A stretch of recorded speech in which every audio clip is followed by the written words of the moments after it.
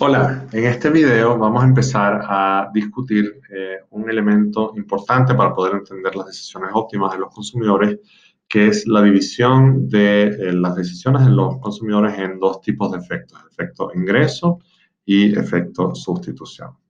Y como venimos diciendo, este video se basa en los PowerPoints de la profesora Francisca Alewanyi, a quien agradezco que me haya prestado sus PowerPoints para poder hacer estos videos.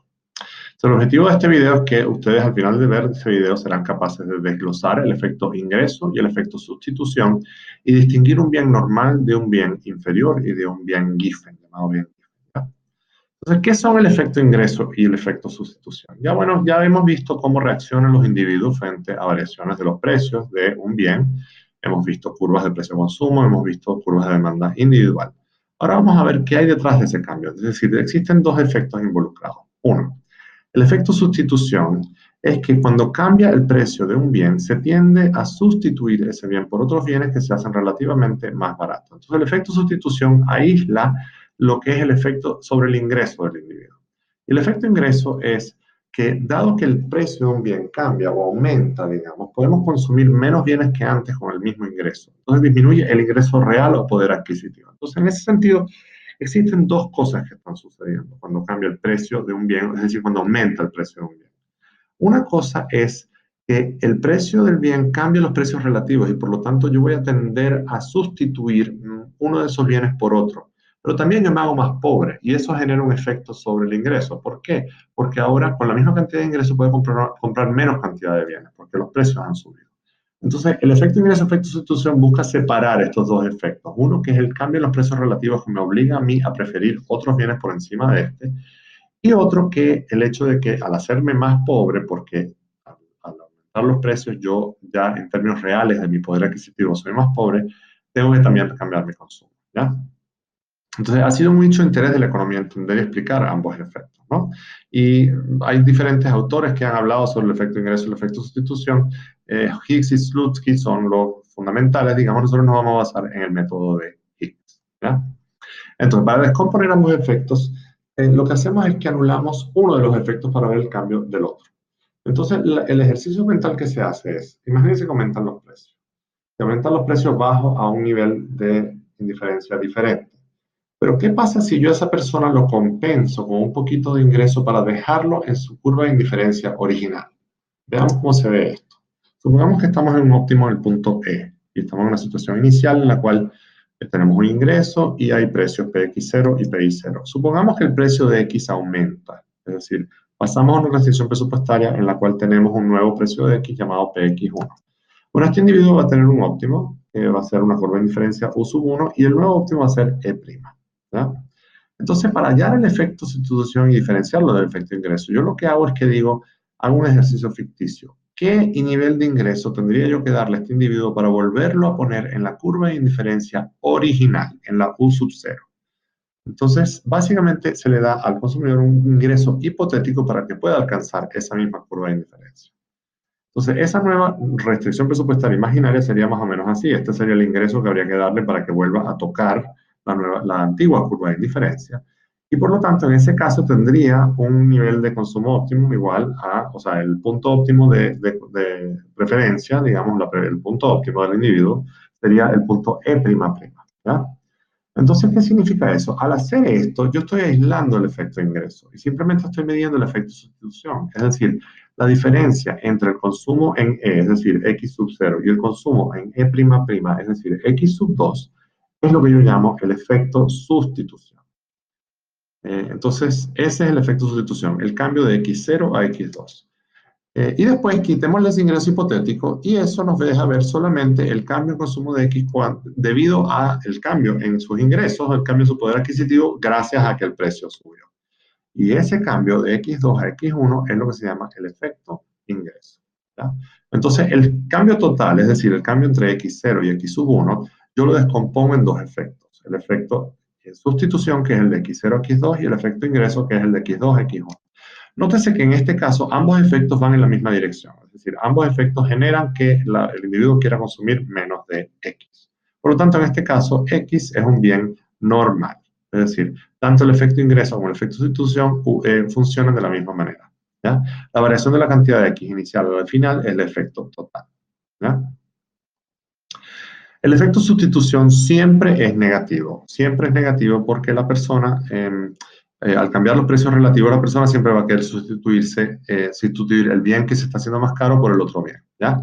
El efecto ingreso puede ser negativo, positivo o neutro. Veamos algunos casos, ¿no? Vemos, este es un caso de un bien inferior, ¿ya?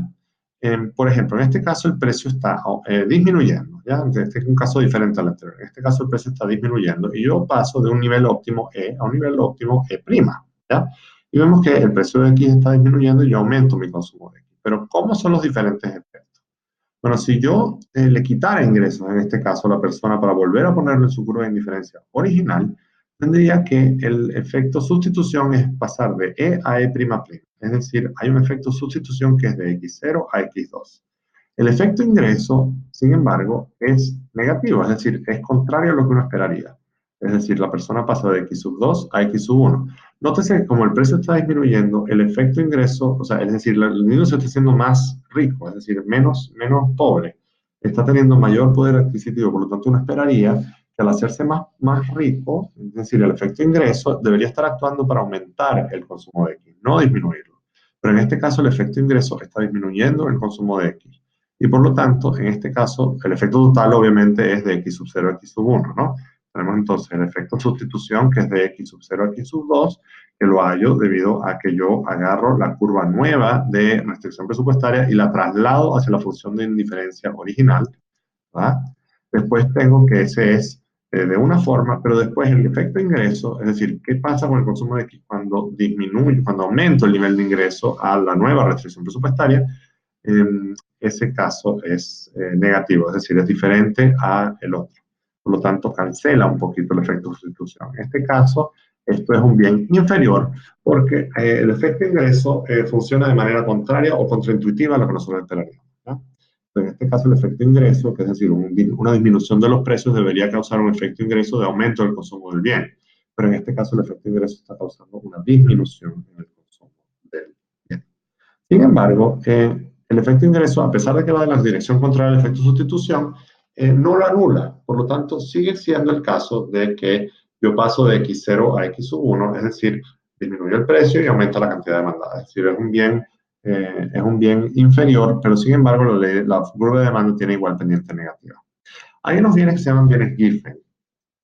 Y los bienes Giffen pasa una cosa más o menos así. Supongamos que el precio del bien X disminuye. Y en este caso el efecto total es que disminuye el consumo de X. Entonces, en este caso, el efecto sustitución sigue siendo de la forma esperada, es decir, la disminución de precio hace que yo quiera consumir relativamente más cantidades de este bien. Este sería el efecto sustitución, sería pasar de E a E'', es decir, de X sub 0 a X sub 2. Pero el efecto ingreso, es decir, el efecto en cuando yo cambio el nivel de ingreso, cambio la curva de indiferencia hacia la nueva curva de indiferencia. Es decir, yo le quito el ingreso extra que la persona tiene y perdón, le otorgo el ingreso extra a la persona que viene de esta disminución de los precios del bien X. Este efecto ingreso es pasar de X sub 2 a X sub 1 y es más grande que el efecto sustitución. Es decir, el efecto sustitución es pasar de X sub 0 a X sub 2, pero el efecto ingreso hace que yo me regrese y pase de X sub 2 a X sub 1. Por lo tanto, el efecto total es que, a pesar de que el precio del bien X está disminuyendo, el consumo de X pasa de X sub 0 a X sub 1, es decir, el precio de X disminuye y disminuyo el consumo de X. Y esto es un bien muy curioso, son bienes muy inferiores, y esto genera que la curva de demanda para este bien sea realmente positiva. Entonces vamos a hablar de algunos ejemplos. Siempre se habla, por ejemplo, de la hambruna irlandesa, que fue un caso en el cual los precios de unos bienes bajaron y esos bienes se consideraban tan inferiores que el consumo de esos bienes disminuyó. Es decir, el efecto de ingreso fue tal que el consumo de esos bienes disminuyó en total. Por lo tanto, baja el precio, bajo consumo de esos bienes, disminuir el consumo de esos bienes, por lo tanto la curva de demanda tiende a ser positiva para el caso de los bienes Giffen. Sin embargo, son muy raros los casos de los bienes Giffen en la vida real. Entonces, por lo tanto, los objetivos de este video eran desglosar el efecto de ingreso y el efecto de sustitución y distinguir un bien normal de un bien inferior y de un bien Giffen. Y ustedes ahora tienen que ir a leer el capítulo 4 de Frank, las páginas 100 a las 126. Bueno, espero que este video les haya servido, haya aclarado algunos conceptos. Recuerden que estos videos no son para la única fuente para estudiar, sino que tienen que ser un complemento a su estudio y espero que haya ayudado a darle sentido al material que estamos viendo.